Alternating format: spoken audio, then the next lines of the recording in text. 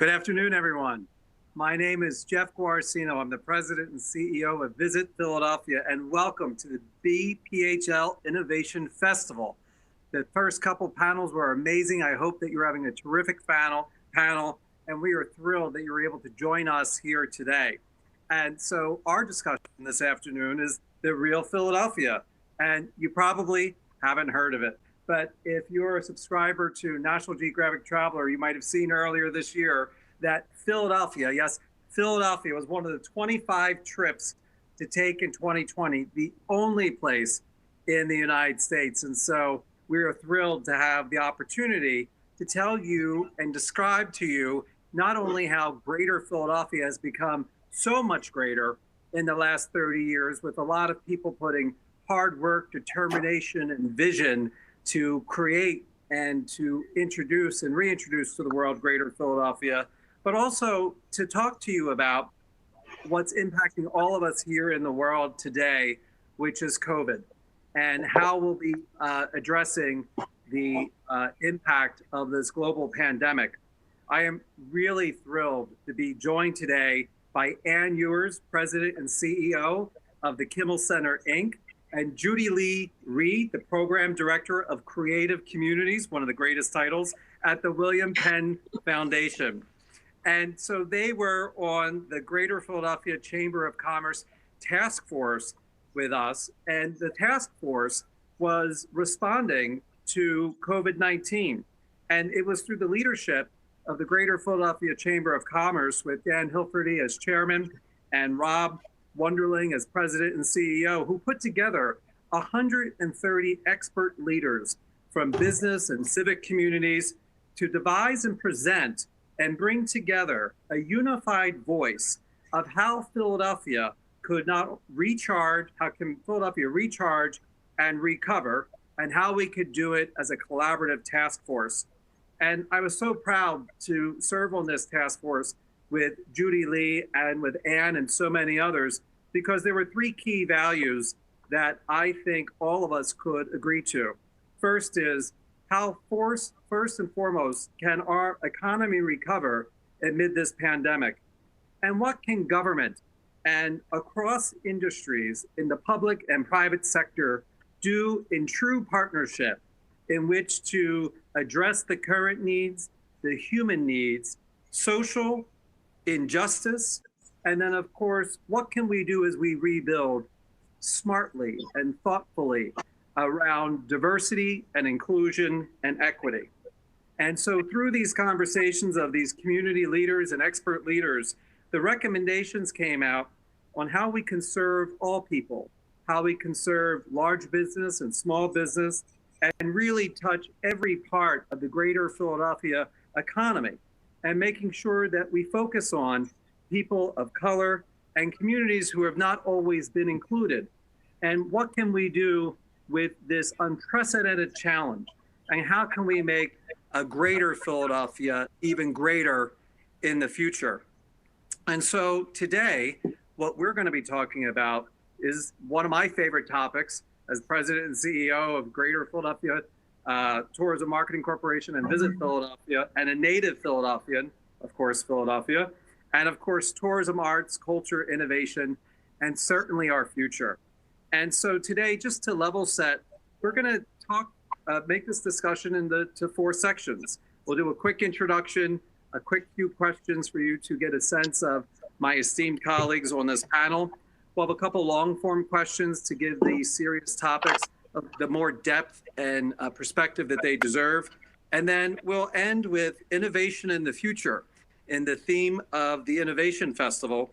And of course, we cannot wait for your Q&A. So make sure you use the chat box, and we'll start to take your questions relatively shortly. So that way we can make sure that we're engaging you and addressing your burning questions on this great topic. So what I'd like to first to do is to ask Ann, if you would please introduce yourself and your organization, but I want to throw a little twist into this, if that's okay with you. Describe your February of 2020. Describe what was happening at the amazing Kimmel Center for the Performing Arts, and then talk to me and talk to us a little bit about your March, May, June, and August and some of the innovative work that you were forced to do that you probably didn't plan the year thinking you were going to do. So, Anne.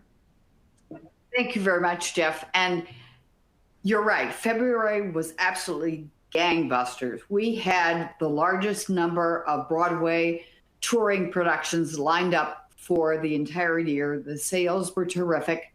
We had Kimmel Center Presents, which is jazz and puppeteer mix, and those offerings were spread out all the way through to the end of June. Our education program had grown from reaching 10,000 kids a year, Title I schools, to 30,000 kids in that year. And by the time we had reached February, we had just the last bit to go on the new installation of our escalator in the Kimmel Center. We were preparing to renovate the Miriam Theater starting in June. And we were this close to securing a $25 million naming rights party for the Miriam Theater. And all of that came to a screeching halt in mid-March. So interestingly, the minute COVID hit and the Commonwealth and the city asked all of us to close, we went from basically a vibrant, sometimes 5 performances a night, to absolutely everything closed. We had been 93% earned. And with that mid-March closing, we ended up having every single earned revenue line shut down. So we canceled from March through the calendar year, 800 performances. That's impacted 900,000 ticket buyers. Our normal budget is $54 million. We immediately reduced it cut $34 million out of that budget, things that related to events and to performances. On top of that, we took the vendor and other contracted segments down by 43%. And for me, the hardest thing was to meet with our full-time staff. And 100% of that staff is impacted by furloughs. Those in leadership are 20% furloughed, others are 50%, but 80% of the staff is 100% furloughed. So we went from a full-time staff administratively of 112 down to 17 full-time equivalents. And it's just been unlike anything I've ever experienced in my entire life. But I'm pleased to say that we believed it was very important to continue the educational offerings. And so we transferred all of our educational offerings to be digital. And so we're reaching out to the schools and really giving them a fulsome opportunity with education. We created a Reimagining Kimmel Center task force to really rethink where should we be and where should we be going once COVID ends. And so it's been a challenging but invigorating time. I would think 34 million that you were spending has a giant ripple effect in so many other smaller businesses and larger businesses that the Kimmel Center does business with, right?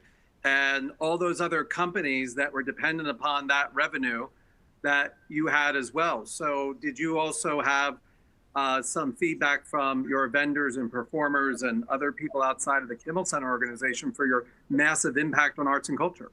Well, think about, I talked about administrative staff, but the minute the performances ended, anyone who is a stagehand, anyone who worked as an usher, any of those jobs immediately ended, which is tragic. That's 500 people.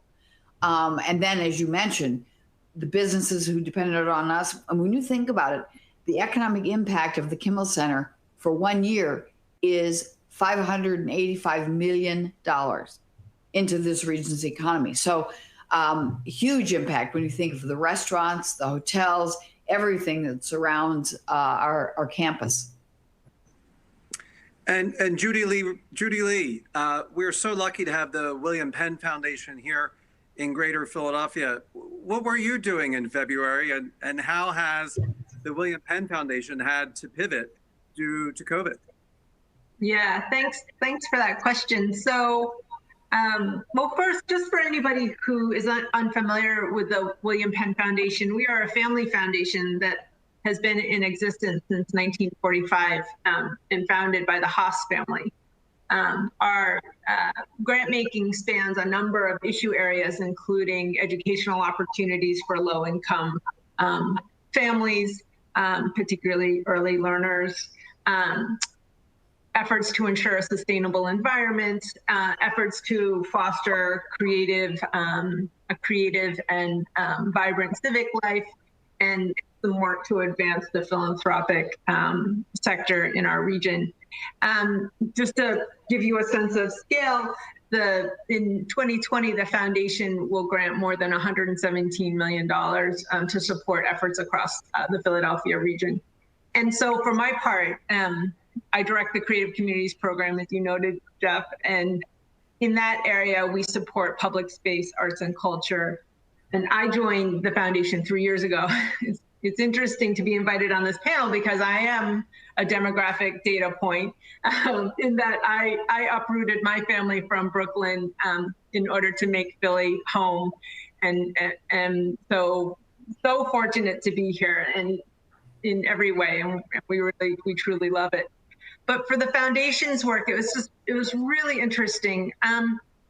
You know, from an internal view, my program, we were working with our board and rounding the corner on a year-long journey to think about the work we were doing in arts and public space. And we're working on building out a program plan that would describe, really redouble our efforts to provide all Philadelphians with the opportunity to benefit from and engage in arts and culture and public spaces around the region.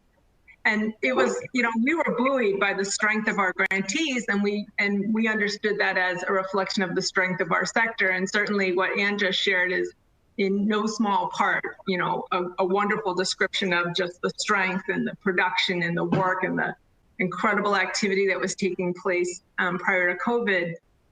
And, at that time, I know we knew we had a lot of hard work ahead because not every Philadelphian was participating in the way that they or seeing the opportunities to participate that we knew were important. We knew that not every organization was doing incredibly well, but we also saw that there is a lot of strength that we could build from in tackling some of those challenges in our sector. And so in the first few months of COVID, the arts sector, as we all know, had an immediate cessation of business. So it was an overnight pivot to emergency planning, and lots of conversations with organizations over several weeks where we saw organizations kind of responding in one of two, or maybe both two ways, and that is organizations were trying to protect their organization as any business owner would do. They were trying to ensure that there would be a business that could endure and that could come back when things came back. And we saw organizations protect their communities. And this was really quite incredible. We saw just a complete recognition by so many organizations, particularly those that were sort of serving neighborhoods in the city, that they needed to check in and focus on their artists and their key program partners and community participants and nearby residents to make sure that they were safe and that they had what they needed to weather the storm, including just knowing that the arts organizations were there and would be there over the long term. And so February feels like a lifetime away, but what we really saw at that time was organizations describing plans that would kind of get them through June, maybe July. I mean, that was the clearest horizon point that I think any of us could reasonably see. And now we find ourselves in a rather suspended context of COVID and of even with relaxed physical distancing requirements, we're still very much without the confidence of a vaccine. And in response to that, as opposed to all of us just, retracting, we're seeing wonderful ingenuity in our sector bubble up. And we're seeing theaters and artists, museums and community-based arts organizations not just continue the work that they were doing throughout COVID, but begin to think about what reopening looks like. And I think that's a really exciting moment for us to sort of think about and build upon. And then, the last thing I will say, and this is something that we talked a lot about at the William Penn Foundation, and our board has taken a leadership role in, is, that the summer months also brought into sharp relief the racial disparities that plague our city and that plague our country.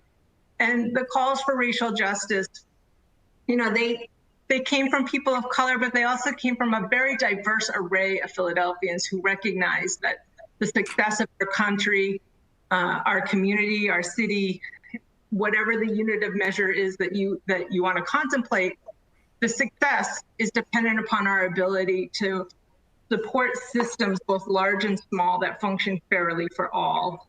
And in this light, we see organizations throughout the city taking up the mantle of racial equity through their governance and operations and programming perspectives. And, all of this creates the important bedrock, the important vibrancy that is so critical as a driver for tourism and for the other kinds of economic impacts that we want to see return.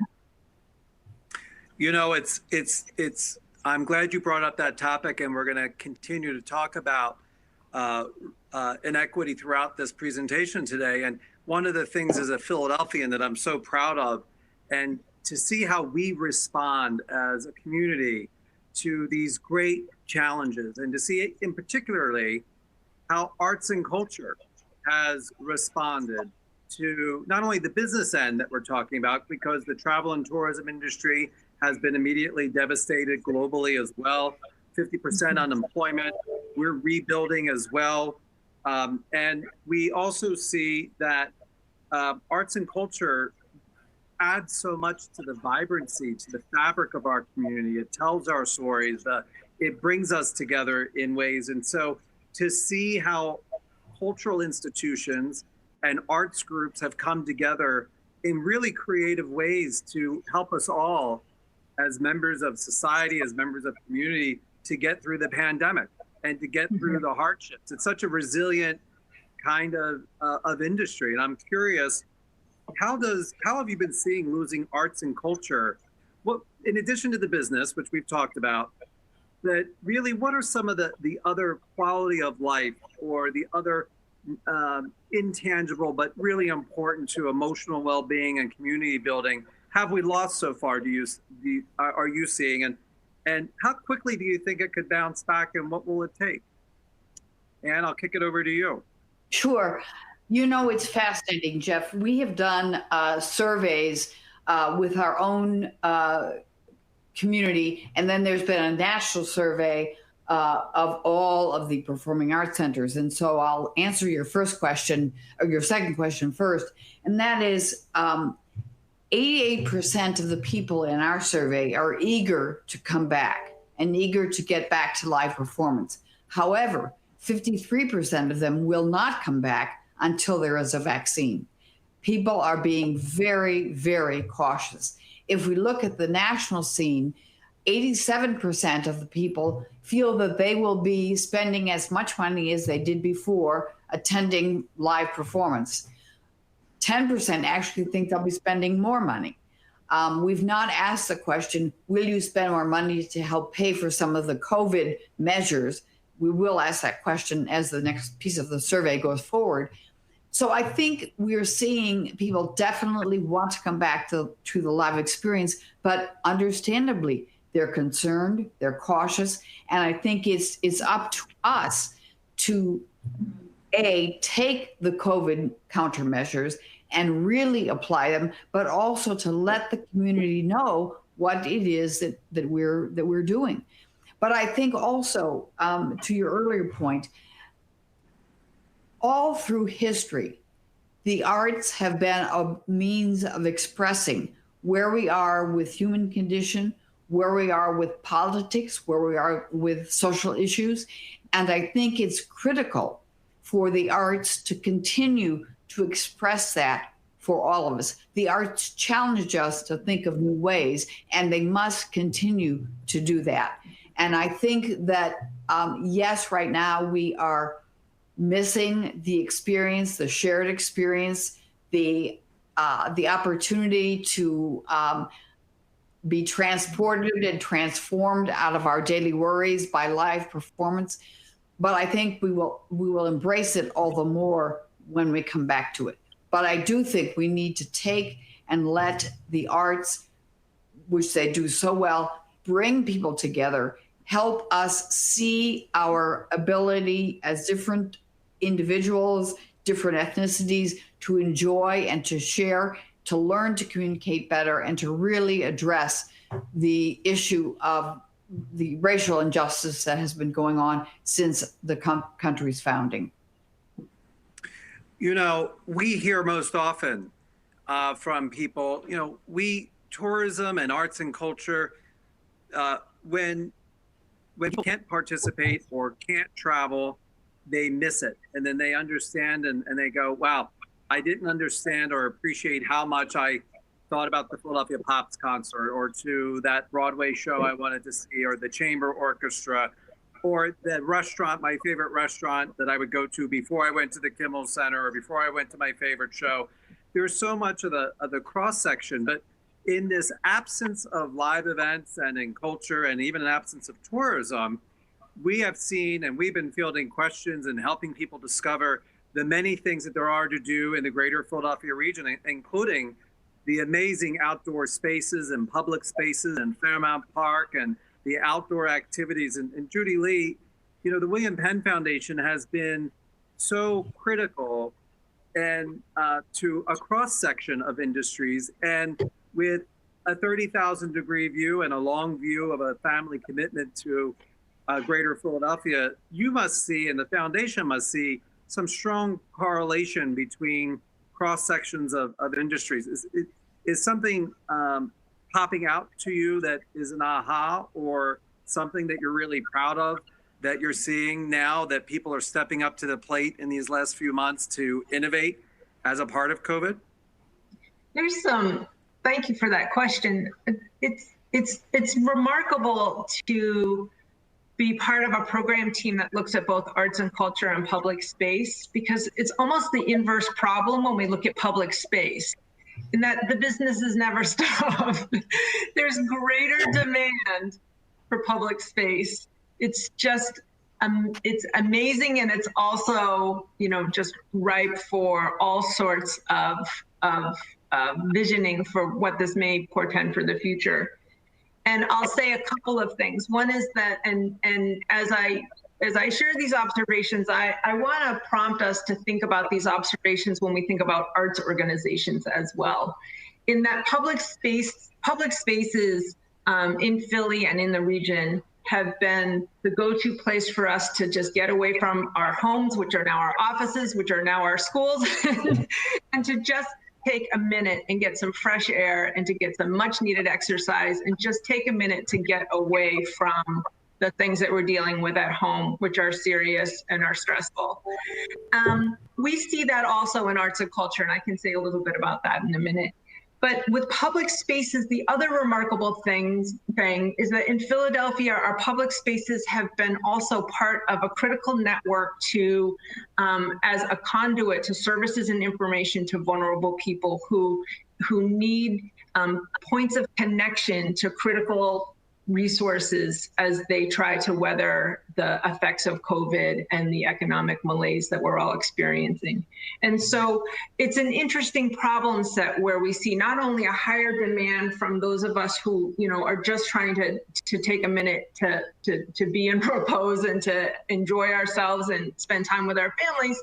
And it's also, they've also been part of a critical network in the delivery of services and resources. Everything from the learning centers that are now popping up around parks and recs infrastructure, as some young learners need places to go to get online and to study in the school day, to ad hoc food distribution centers. I mean, all of these things speak to the important investment that has been made over the long term to create places that people feel safe in, will go to enjoy their families and to enjoy free time, as well as to plug into community networks, safety networks. So I think that's remarkable, and it makes me really, really proud of Philadelphia and of what is being accomplished here. And I know that there's a lot more that we need to do. If it's okay, I want to say just a couple of things about that in relationship to arts and culture, which is that in many ways, the challenge ahead of us is to reconsider what arts and culture looks like, not only in this sustained context of the pandemic, but what the future may hold. And what I mean by that is that I never want to imagine what arts and culture what a society looks like without arts and culture. In fact, I don't think we have a society anymore. And even in the early days of all of us working from home, it was, folks who I don't often even engage in conversations of arts and culture would say to me, it's music that has saved my life as I've sat alone in my apartment for the last 4 weeks, working, sleeping, And it's also the incredible participation we're seeing in online content that many organizations have now pivoted to offer. And Anne has described some of the important arts education work, which continues to persist in spite of all of the challenges, but also in the more leisure-based kind of activities that arts and culture can offer. 76% of Americans in a recent study have described that they have in the last 3 weeks participated in arts and cultural offerings online. It's a very high number, and it's something that we really need to think about as we consider what our physical spaces look like in a post-pandemic world. I never want to return to I never want to talk about, returning to the old normal. I want to think about what the future holds and what a new normal will look like. Excellent. I agree. And so I'm actually going to switch a question because you just opened the door wonderfully, Judy Lee.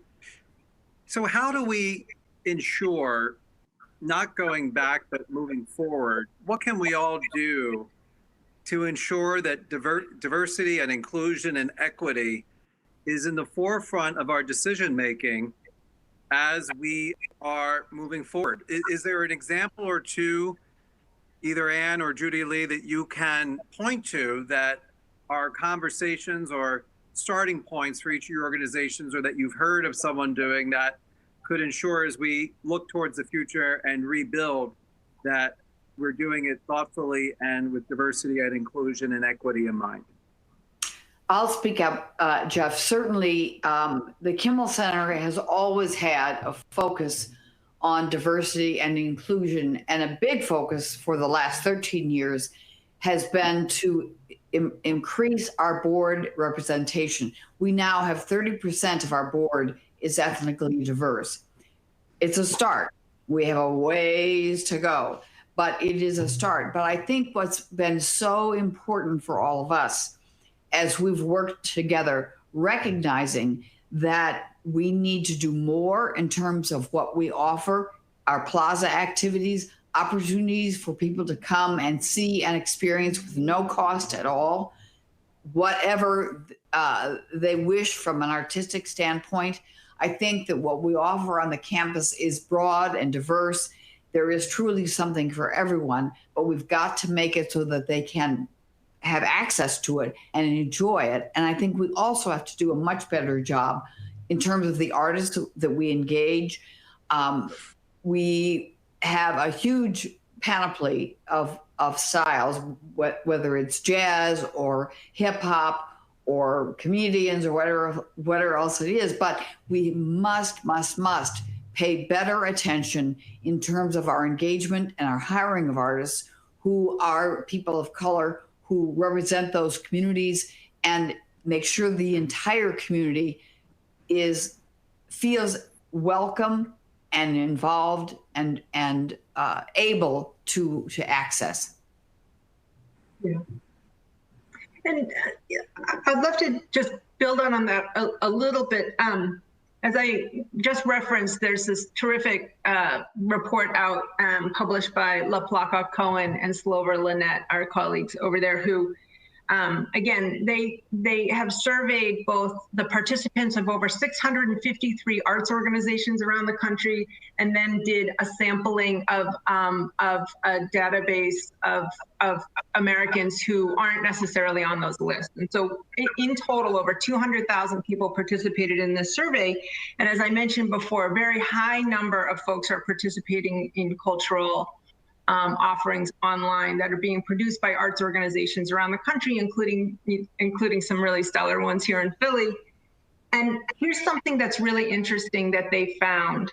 So of the folks who are participating in this online content, many of the respondents who used cultural offerings had not physically visited the same kind of organization in the past year.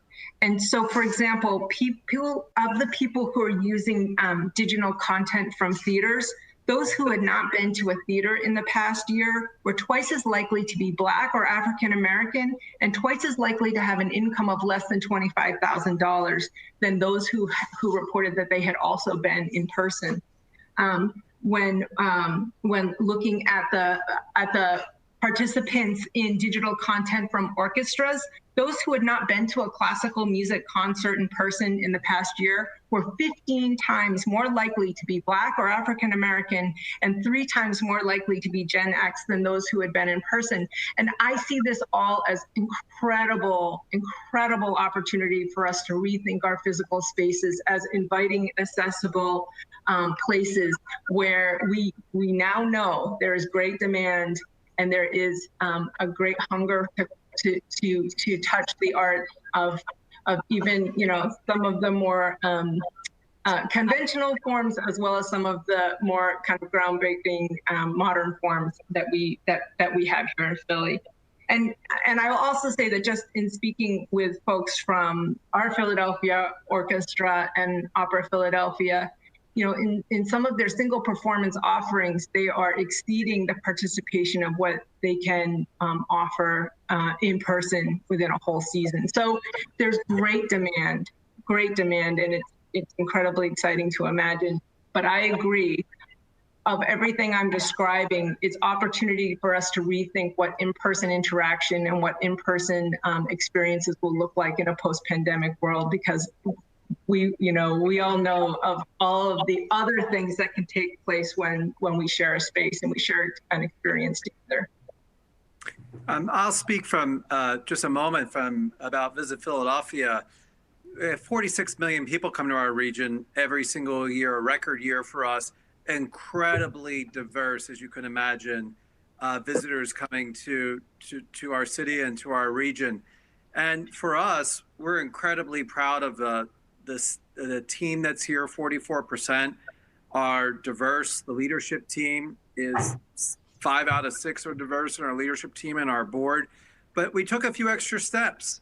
And one of the first things that we did was to have the conversation with our colleagues, an ongoing conversation about Black Lives Matter, about racial inequity, how we are marketing and inviting visitors to come, and to really create those safe and listening environments to where you have to meet your colleagues and think and listen, and then really challenge to say, in what contracts and in what engagement and what bridges are you making, and what fresh perspective may you be taking in terms of marketing, let's say, Black history in Philadelphia, or how we're looking at Black and brown businesses, and looking at, can we do more? Are we doing less?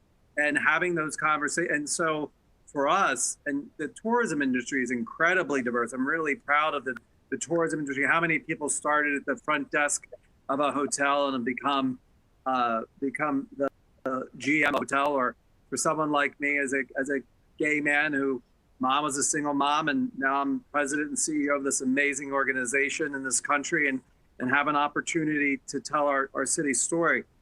But what else can we do, and how can we create more opportunities and bridges? And I think having the conversations and thinking and listening, and then the opportunity through the chamber and the opportunity through the task force and the opportunity to have these conversations and to bring it to fruition and really listen.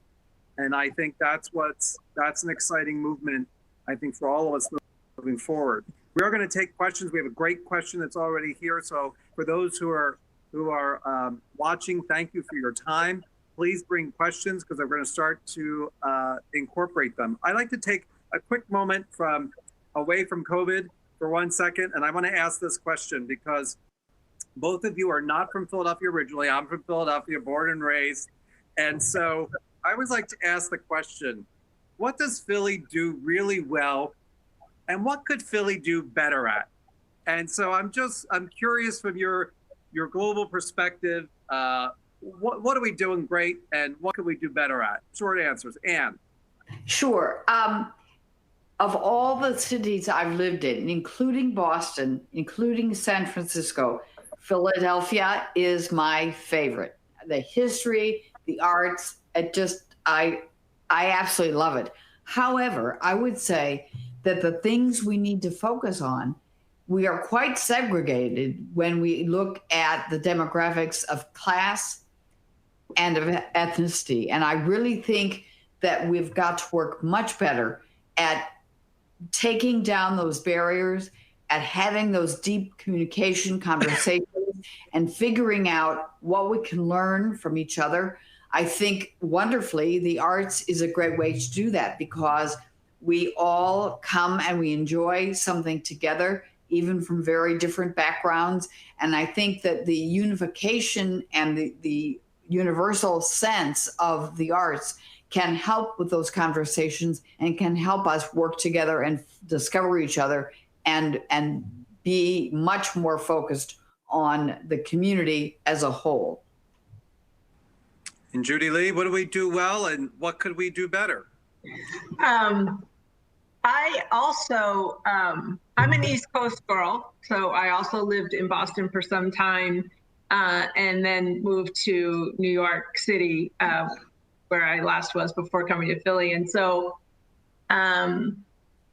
you know, one of the really distinguishing characteristics for me living in Philly is just the incredible sense of local pride that exists here. And it's just thrilling and it's local right down to the neighborhood. So, you know, this is a complex problem set for us where you never want to, you don't want to dissolve that sense of neighborhood pride, but you want to make sure that the neighborhood pride is welcoming to folks who want to experience it, you know, maybe on a short-term basis or whatever that might look like. And I know that that's tricky. And we saw that over the summer, you know, what neighborhood pride can look like when it's not being generous and not being welcoming, as well as what it looks like when it is generous and when it is welcoming. So I think that, you know, maybe that kind of summarizes a little bit of what Anne was saying. And I think I also agree very much with how she characterized it. But you know, Philly has been one of the most welcoming places that I've ever entered, and it's been quite incredible for me and for my family. Well, we're thrilled you're both here, and because I'm in front of Independence Hall and the Liberty Bell, I will say to you that Philly has always innovated, and we've always thought about the world a little bit differently than maybe the rest. And so once you get to know us, you tend to love us. And I will say that our Turn to Tourists, our new campaign, where we're really encouraging people who live close by to discover different parts of our region, discover different neighborhoods, to go and to see what makes us culturally diverse and rich. And you don't have to be afraid of getting lost anymore because your iPhone will tell you exactly to turn left, turn right, and exactly where to go, and you could figure it out. And so it's exciting at this stage where it really is so much easier because you could see through video, which we're presenting, and you can meet some of the locals and the shop owners, and they could tell you, hey, come and visit my neighborhood, and you see the great culture. And so what I'm hopeful for as we move forward is that as we come out of this, and as we look to cultivate new tourists, we hope that people close to home start to discover the great outdoor spaces. How many people, and I hate to tell you, until I sent my aunt she's 82 years old, to see a Philly Pops concert for the Sinatra. She told me I'd never been to the Kimmel Center. And I was so shocked and so upset. And I was thrilled that now she's a regular fan. But we can't forget that even some of our friends and family haven't seen all the wonderful things that we have here.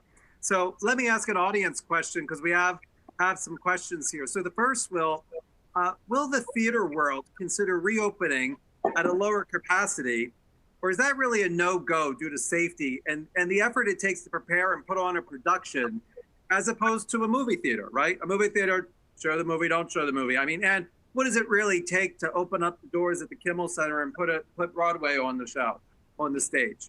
Well, it's a great question, Jeff, because in order to afford Broadway, you have to have a full house. So doing social distancing, with people 6 feet apart, you can't afford to do it. And that's the biggest challenge. Also, I think the concern for the artists themselves, trying to sing a love duet 6 feet away, and they're finding that the aspiration, the aspirants generated from singing actually spread the virus even further. So those are some really big concerns for the protection of the artists, the protection of our guests, protection of staff. So I think that there are some opportunities with the Chamber Music Society, who can perform with 2 or 3 people on stage, use a larger venue, spread the audience out, and that can work. But in terms of big production, Broadway type things, it just is not feasible. And how much time would it take for you, Anne? And I'm curious, if you decided you wanted to open up the Kimmel Center for the holiday, I'm making it up, but how much leeway time do you need? I mean, you can't just flip on a switch and turn on a movie, right? So what does it take really to plan for and execute a theater show? Well, you're absolutely right, because first of all, we would have to bring our furloughed staff back. Then you have all the COVID measures. If we follow all the rules that have been outlined for COVID, it'll cost us $4 million extra per year to just, implement all of that. So it would take us 2 to 3 months, excuse me, just to get up and going again. So certainly takes a runway. We have another question. Absolutely. What can businesses do to bring back the city, and same with elected officials? And I'm going to maybe take moderator privilege and kick this off. I think every single business and every citizen and every person absolutely has the power to be a part of our recharge, our recovery, our civic pride, our future. From a simple post on social media talking about the vibrancy or talking about what you love about Philadelphia and greater Philadelphia, to making sure that you reach out to all the people that want to help, whether it's the Chamber of Commerce, whether it's to the city or to the state, who have many grant programs and looking to help businesses recover. Certainly at greater Philadelphia, everyone is looking to relift all boats. And so I think that whether you are a small business, a larger business, we all could be a part of the comeback of Philadelphia. And so I would say that make sure your Google listing is up to date. Make sure you're reaching out to people to say, hey, can you spread the word about what we're doing for the holidays? Can you spread the word that our business is open? And with our elected officials, both at the federal level, at the city level, at the state level, they have a giant challenge ahead. Education, tax revenue, investment, recovery, picking up trash. There's such a great big challenge. And so what I think that we're beginning to see, certainly through the chamber, certainly through arts and culture and tourism and hospitality, is a collaboration and a shared vision of how together we can come out of this and be on a stronger and greater Philadelphia. So that way, when we do get through this, and we will get through all of this, how do we say that that was a terrible time, but ultimately we came out stronger? And Judy Lee, any suggestions of how businesses or elected officials could help us recover or be involved, either with your organizations or something they can do taking away from today's conversation? I keep thinking about the, and maybe this is more a call to action to us all, but I keep, as a philanthropy, we're trying to address, challenges and try to rise to opportunities, as that's our business, right? And to make smart investments in doing so. And I keep looking at this current situation and try to imagine, how we can carry two narratives simultaneously. How do we solve for the current problem, but how do we also lay the tracks to fortify our city for the future? And sometimes that's possible and sometimes that's not. But when it is possible, sometimes it does take a little bit more time and it takes a little bit more money. But I think overall it is well worth it for us to make those considerations. And, so it's really more a kind of a charge to invite that kind of complex, that kind of complex thinking into how we're considering this. And I know I would never pretend to know what to say to a small business owner. I know that that's a really frightful situation. My husband's a small business owner, and it's really stressful right now. It's stressful for everyone. But I think that if we can kind of hold the idea that we're all in it together and that there are intersections between all the things that we do, and that problem solving both for today and tomorrow is maybe our best shot at trying to figure out what the best next steps are.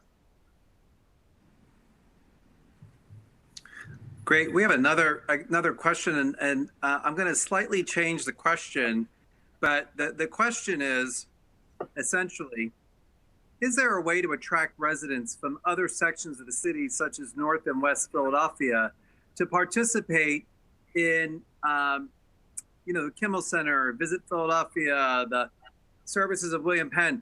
And the reason why I bring this up is that I know, Anne, through the Kimmel Center and your resident companies, through the schools, they have lots of performances around town, lots of engagement inside the cultural campus at the Kimmel Center, but also outside. And I know, Judy Lee, William Penn has such a citywide footprint in all of these neighborhoods. What do you think the barrier is between people really discovering South Philly, West Philly, North Philly, coming down to historic Philadelphia? Is there a barrier there, or what do you see? How do we get more people to discover them? I think certainly people fear the downtown. They're fearful of theft, of mugging, of what have you. And frankly, I feel very safe in Center City, always have. And so I think somehow it's helping to change that perception. I also think transportation is a huge challenge. The school gets jammed up. The train service at the end of the evening only goes every hour. And so if your performance gets out at a certain time, you've got to either sit around for an hour or you miss the train completely. And so I think addressing the transportation piece, both with SEPTA and possibly Trolley Works and others, to try to make it more simple for people to get in and out of the city and not have to worry about parking, and to be able to really come and enjoy what's here.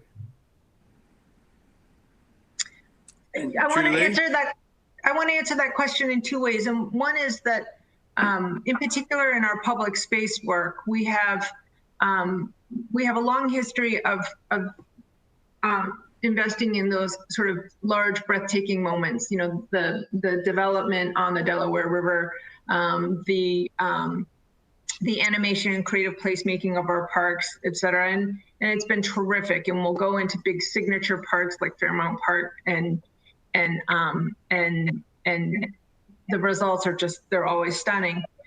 More recently, we have also, in addition to those larger scaled investments, we have also been spending a lot of time, and Cara Ferrantino, the program officer in charge of public spaces, has been looking really closely at the kind of hyper-local conditions in neighborhoods and how an investment in public space and in the conditions that enable people to participate and enjoy the benefits of public space can be realized.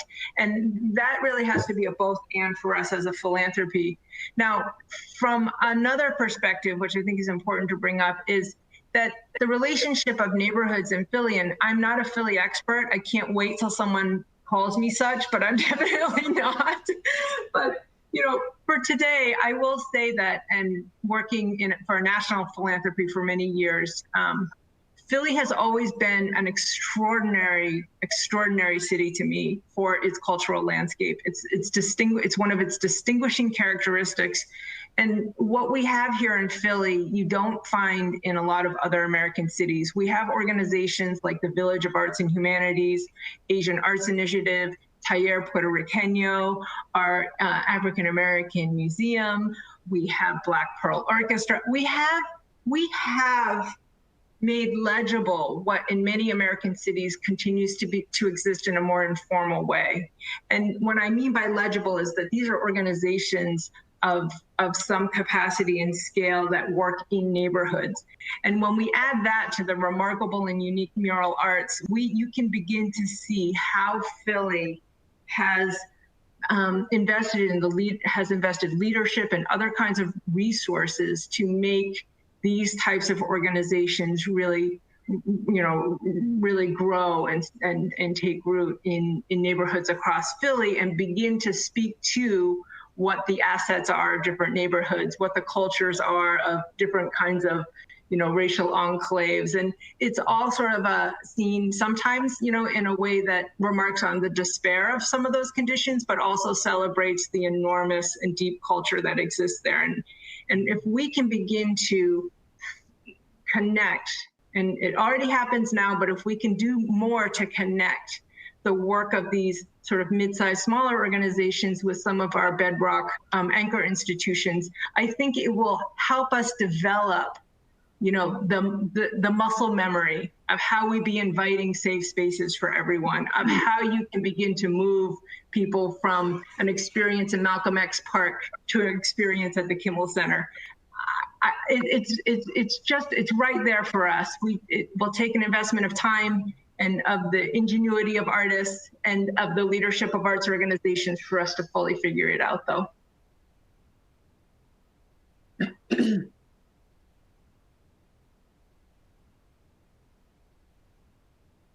Oh, Jeff, I think you're on mute. We can't hear you, Jeff.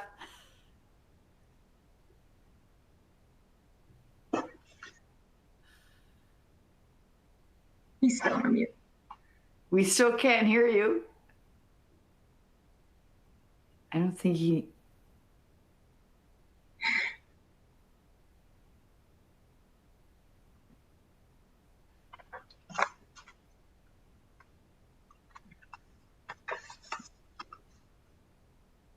Now we don't have our facilitators, so we can opine about whatever we want, Anne. Okay. How about now? There he is. All right, technical difficulties. We're gonna wrap up. They were cutting. I thought maybe they cut me off, but Anne, what are you excited about for the future and recover? What gives you optimism with so many great challenges? And you and your team are doing an amazing job. And we're so grateful to the Kimmel Center and your leadership here in our region. And thank you for being a great friend to Visit Philadelphia. But what gives you optimism about our recovery and our future? When you look at Philadelphia as a city, I mean, it's gone through so much, and it has been with grit and determination and innovation, creativity and passion. It has pulled through every time. And I really believe that all of us working together can do that. And we will, as you said earlier, come out of this stronger. It's going to take a lot of creativity, a lot of determination, but we will get there. And that, to me, is the most exciting thing. And Judy Lee, anything to add on that final? What gives you optimism about our future and our recovery?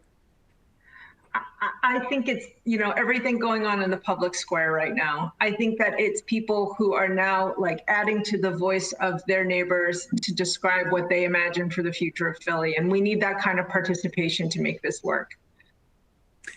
I couldn't agree more. At Visit Philadelphia, we're always the optimists. We always see the light at the end of the tunnel. Philadelphia has seen its fair share of challenges in the past, and as Philadelphians, whether you're from here or you've moved here, we have always risen to the occasion. And I firmly believe that the best days are yet ahead. I believe in the future of this region and the people who are leading and working and choosing to be in this region, of course, coming to visit us as well. And I think that the BPHL Innovation Festival is just yet another example of how we come together. 5,000 people registered for free, and Pitbull's coming back to Philadelphia. We had him for July 4th. It was one of the best July 4th concerts ever. But I'm so excited that with the great challenges we have ahead, with the hardships that everyone is enduring right now in every single way, personally, professionally, that we still find time to gather together to share good ideas, to encourage and support each other. And we're not afraid of hard work in Philly. We do have that grit. So Judy Lee, and to everyone at the BPHL Innovation Festival, Independence, and the Chamber, thank you so much for the privilege of this opportunity and this platform. And most importantly, to every single one of you who decided to join us for this conversation. I hope you learned something. I hope that you can take action. And remember, everyone is warmly welcomed in Greater Philadelphia, and be sure to invite a friend. So see you at the rest of the festival. Have a great day.